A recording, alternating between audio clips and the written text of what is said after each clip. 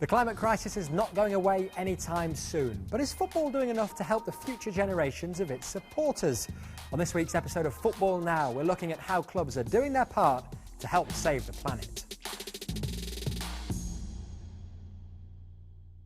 Hello there and welcome to Football Now. I'm Sam Ashu in Doha. It's Euronews Green week, and on this episode we're focusing on water. Now, nearly a third of people in Europe are affected by water stress each year. This threatens the health and development of communities across the continent.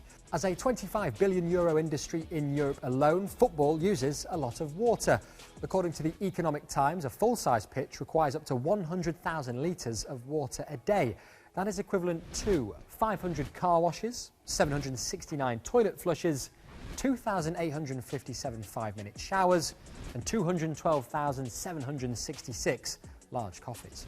I think it's a massive issue. I mean, football uses water in lots of different ways, whether it's watering grass pitches, whether it's in the production of football fashion, kits, and in food and drink as well. It's a problem that we need to tackle. Fans particularly don't necessarily realise how much water is consumed in football. Because the only time you really see that is, when pitches are being, watered at half-time or perhaps in advance of the game or afterwards. So what then is being done to combat the issue? Well, we'll start with Europe's governing football body, UEFA. At the back end of 2021, they teamed up with the European Union to launch #EveryTrickCounts. It's part of a Green Deal to ensure the continent is climate neutral by 2050. You might just spot some recognisable faces in it too. Want to see a trick? This is my trick! My trick?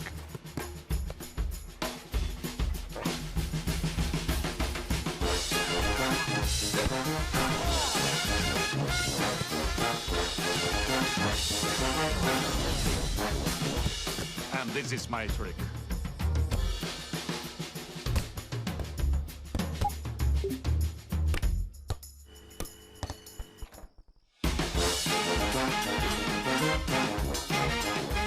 What's your trick? Yeah, well done if you noticed Luis Figo and Gigi Buffon there. Staying in Europe, Tottenham and Chelsea's match earlier this season became the world's first net zero game, whilst Manchester City's away kit is produced with a special dope dye manufacturing process that reduces water consumption during the shirt's creation. It's all part of the club's partnership with water technology company Xylem. We're very proud of the away kit, not only to kind of have the right messaging around water safety and water conservation, but even the way it's been designed and manufactured. And a lot of it has to do with education. And so working with Manchester City, with football in general, in driving that message to the right audience is very powerful. As you know, not only do people watch a lot of football, a lot of the younger generations have these guys as their idols, as stars, whether it's Pep Guardiola or whether it's Aguero or Sterling or Stones or many of these players.